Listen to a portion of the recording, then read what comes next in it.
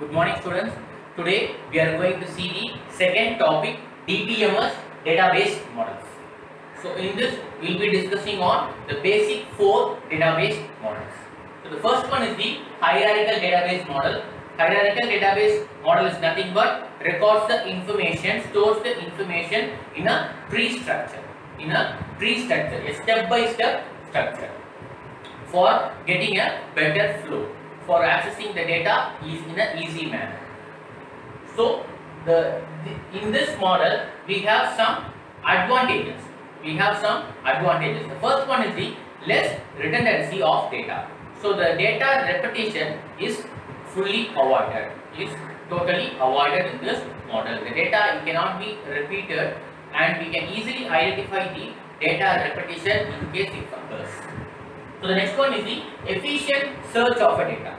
So I can easily traverse through the database and access any members easily.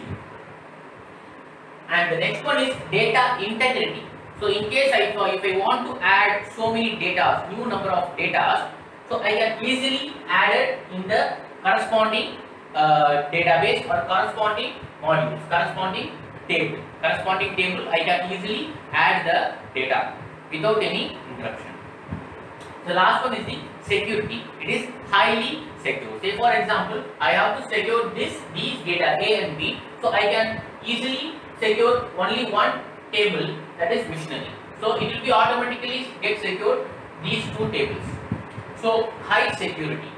So these are the advantages of this model, and only one disadvantage is many to many relationship is difficult in this model. So they are not telling that it is not possible to have many to many relationship. It is not possible to create. They are not telling it is difficult to create. When huge number of tables is there, we cannot able to create the many to many relationship. Say for example, here you see 1 to many and again 1 to many.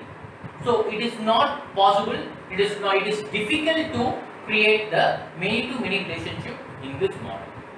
So to overcome this many to many relationship,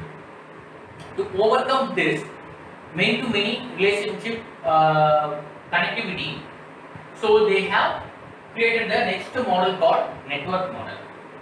Network model is nothing but both are similar, or it is similar to hierarchical model.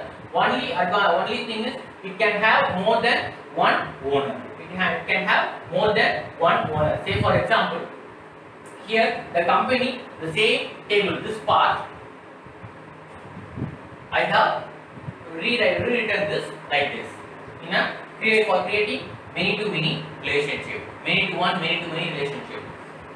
So the company has so many departments, and so many departments will be having a set of employees. So here you can see 1 to many, and many to one, 1 to many and many to one. So this is very difficult in the hierarchical model. So whereas to overcome that, they have created the network model. Many to many relationship easy, and we have some topics in that network model. What is it? The first one is the network schema. Network schema is nothing but it shows the structure of the database, how the structure to be defined, how the network to be defined, how the data to be traversed from start to end. So how the network to get easy access to the data. So the next one is subschema. Subschema is nothing but control the views of the database. So say for example, all cannot view the management details. So the company top management only needs the views to view the top management details. So like that, they will separate the views of the to access the database for better security, for high security.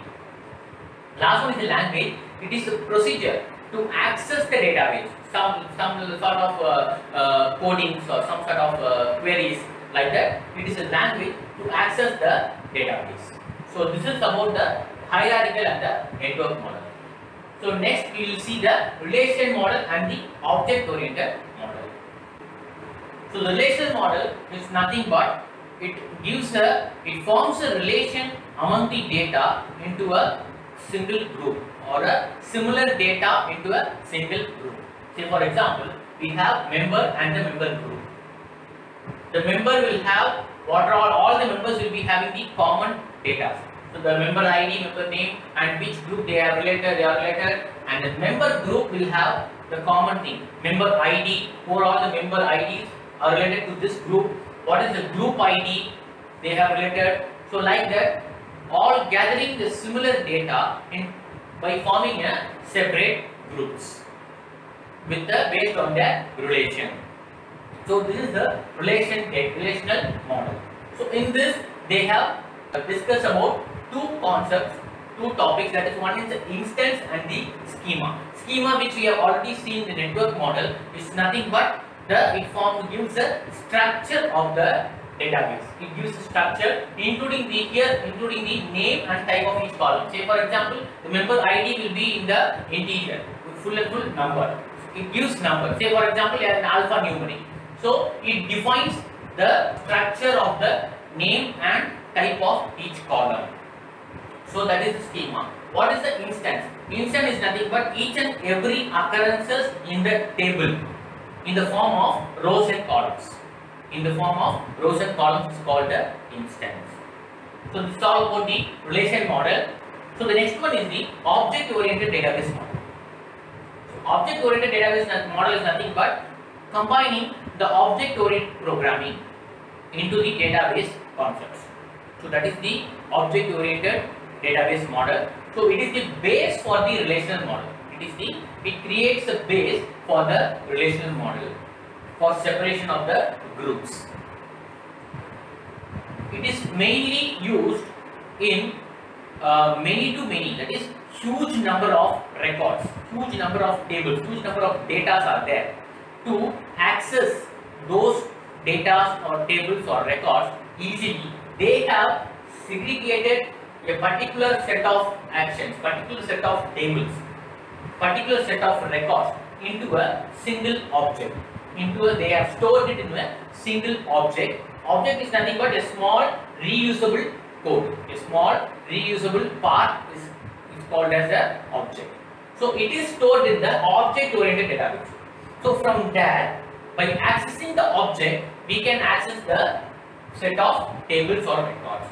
So this is the major advantage of the object-oriented database model, that is to access a many number of records, a many number of records easily.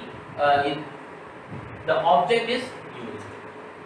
So this is about the database, DBMS database models. So in the next video, we will see about the relational database management system. Thank you.